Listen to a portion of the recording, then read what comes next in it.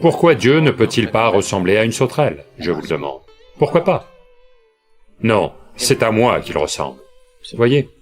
Non, peut-être qu'il ressemble à un insecte, peut-être qu'il ressemble à un bison, peut-être qu'il ressemble à un tigre, peut-être qu'il ressemble à un éléphant, ou peut-être qu'il ne ressemble à aucune vie sur cette planète, il ressemble à quelque chose d'autre, ou peut-être qu'il ne ressemble à rien.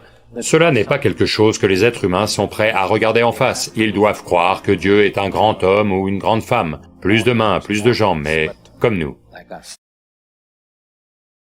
Donc, cette idée que certaines religions ont mise dans la tête des gens a fait croire aux gens que le cosmos tout entier est centré sur l'humain, que tout est là pour nous.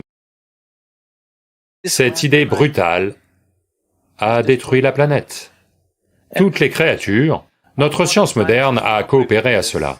Notre idée de la science aujourd'hui, c'est la recherche et la recherche, qu'est-ce que c'est tout ça? Tout le truc, c'est comment tout utiliser dans l'univers pour notre bien-être. Si on voit un arbre, on veut savoir comment l'utiliser. Si on voit un oiseau, on veut savoir comment l'utiliser. Si on voit une fleur, on veut savoir comment l'utiliser. Un insecte, un scarabée, un atome. Peu importe ce que c'est. Chaque chose, on doit savoir comment l'utiliser pour notre bien-être. On a appris à utiliser la plupart des choses. Mais le bien-être n'est toujours pas là, n'est-ce pas? N'est-ce pas? On a appris à tout utiliser, y compris les êtres humains, mais le bien-être n'est pas arrivé.